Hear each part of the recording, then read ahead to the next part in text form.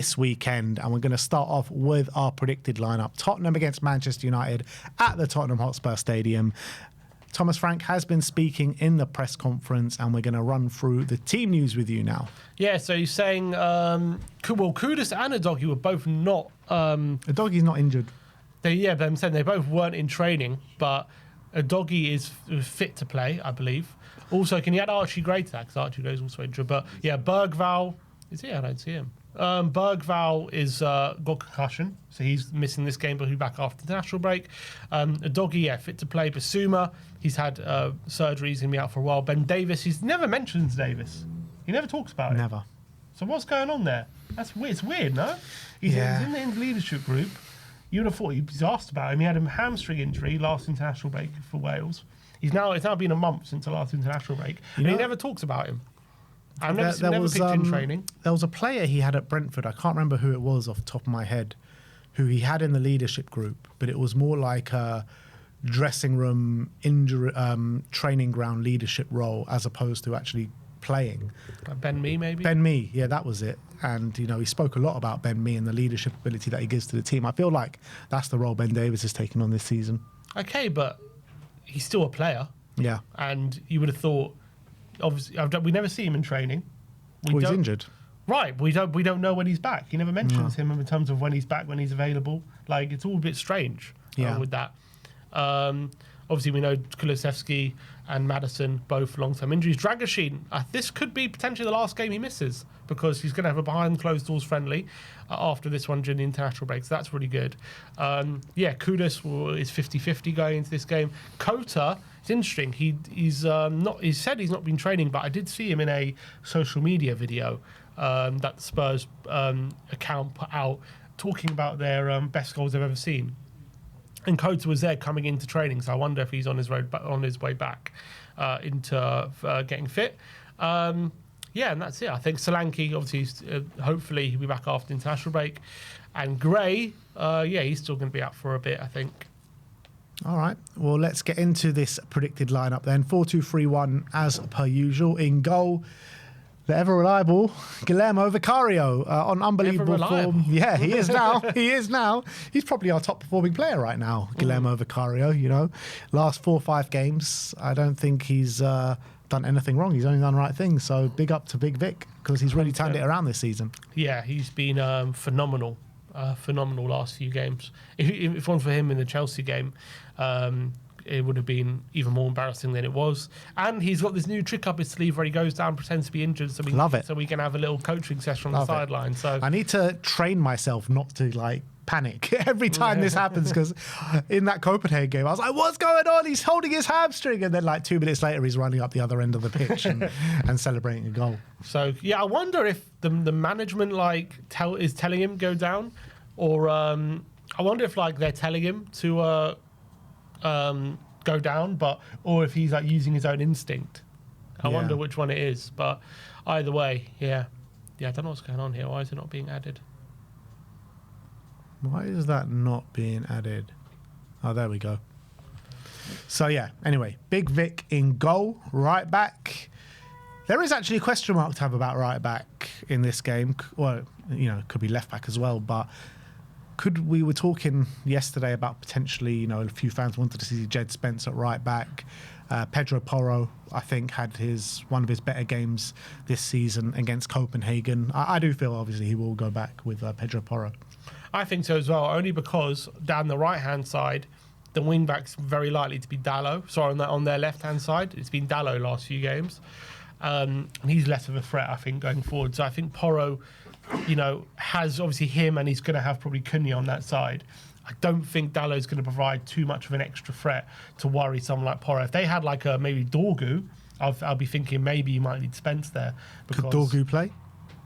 Well, I don't know if he could, but the last few games they've played Dalot, and they've obviously done well last few games. So I don't see them changing it. They might do though. So I think Porro should be okay, because I think if he just focuses on Cunha, that'll be all right. I think. Oh, fireworks. There you go. All right, Pedro Porro right back, right centre back, the captain, Cuti Romero.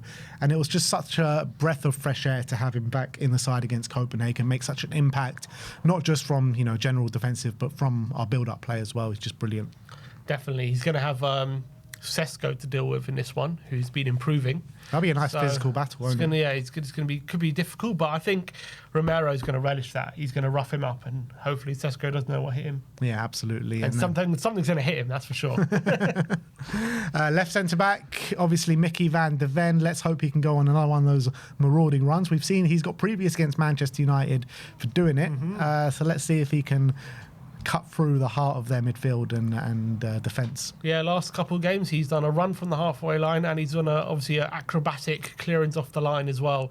So obviously Mickey, he's got a good record against Man United. So I'm guessing he's never lost against Man United, has he? I think in a Tottenham shirt. No, he hasn't. So there you go. Yeah, that's how that continues. And left back, obviously he says Udogie is fit to play. Didn't see him in training. There is Jed Spence there as well.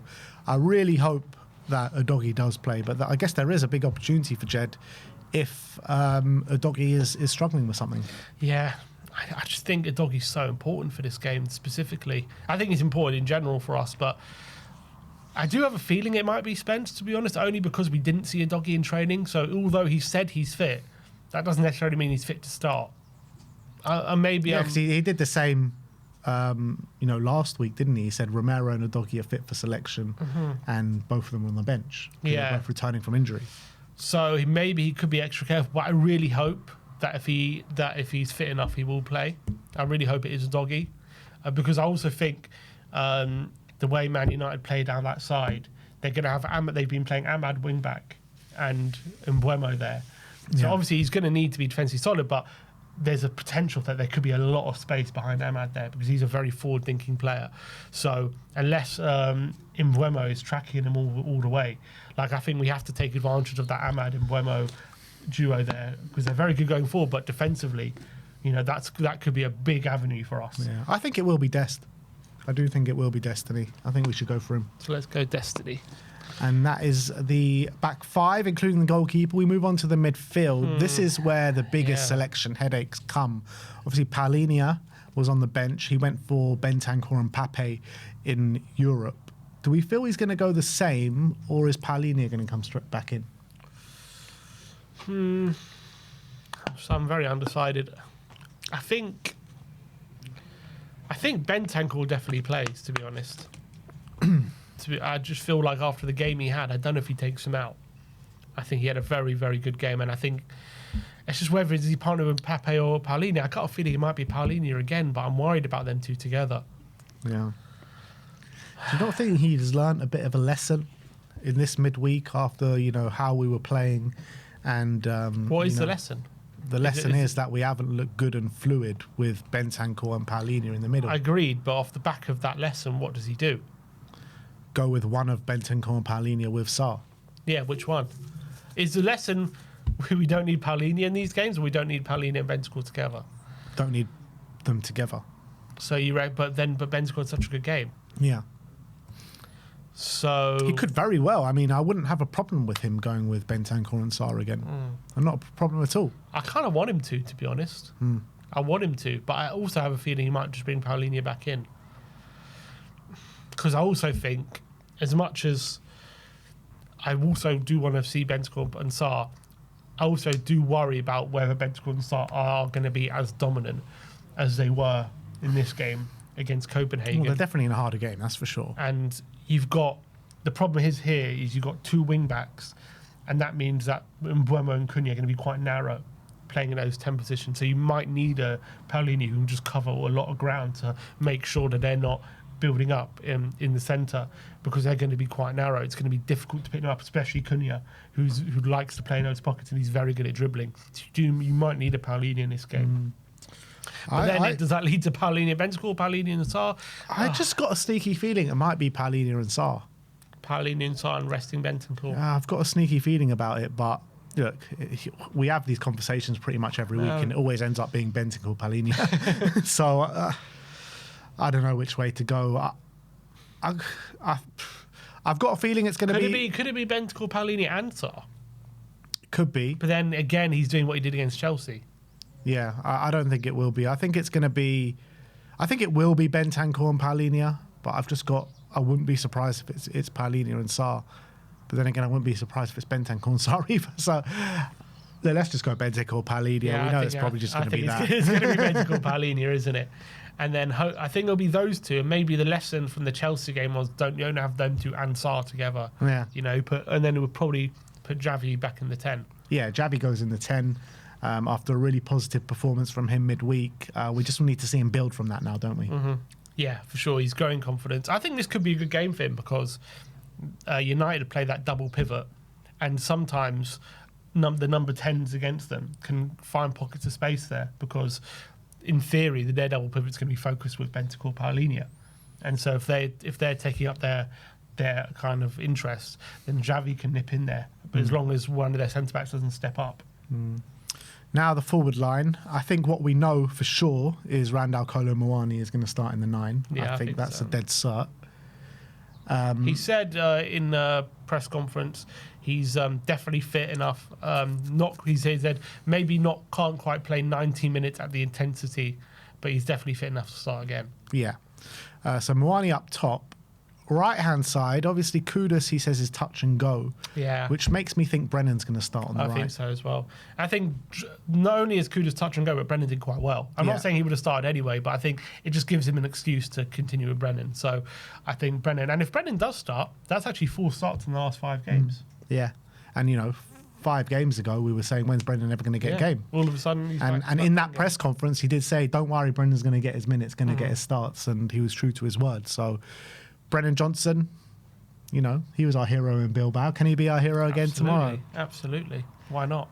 And then to finish off the starting 11, I think it's a no-brainer who goes on that left-hand side, and it's going to be Wilson Odobert. Yeah, I think Odobert comes in. Obviously, I guess the only other pick would be Tell, but Tell, when was the last time he played? He came on against... did he come on against Chelsea? No. He came on against... When did he play last? What was the game before Chelsea?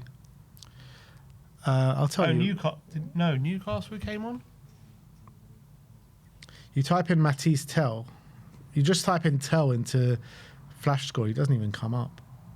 He played against Newcastle 13 minutes. 13 minutes. 1 minute against Everton.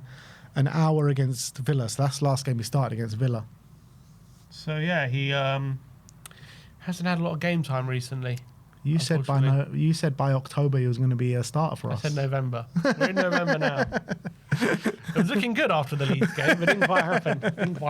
But yeah, I think Odobert has to start. All right, so let's go and run through this starting lineup. We've got Vicario in goal, Pedro Porro right back, Destiny Udogie left back, a back 2 of the rival Romero and Van de Ven, Bentancur, Paulinho with Javi Simmons in the midfield, Brennan Johnson on the right, Wilson Odobert on the left, and Randall Kolo Muani up top. So that is our predicted lineup. What is the score prediction you're going for if that is the lineup? You went 1-1 in Predict the Prem. Yeah.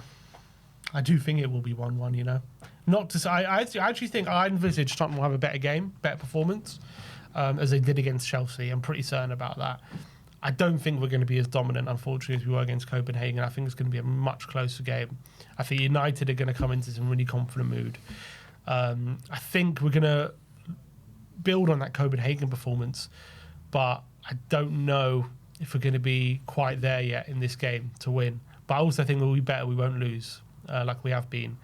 I've got a feeling it's going to be one of those games where we come away with encouragement, but we don't come away with the win.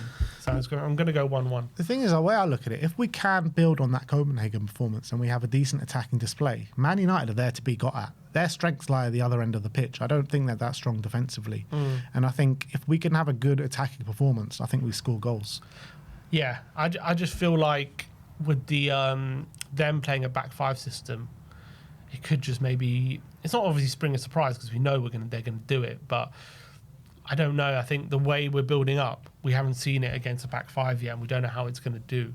So I've got a feeling there's going to be periods of the game we're struggling. Well, I'm going to err on the side of positivity and say we don't know how we're going to do, but we're going to do well. I'm going to go for... What did I say in Predict the Prem? I said 1-0 to Spurs, did I? I think 2-1. 2-1. I'm going to go 3-1. 3-1. 3-1 to Spurs. Spurs to go into the international break with 3 points. And that will be 2 international breaks in a row where we win just before it. With the North London derby coming up, I think it's so important to go into that with a really good feeling as well. So I'm going 3-1. Sim's going for a draw, 1-1. Let me know your score predictions and predicted lineups in the comments section below. But that is our predicted lineup.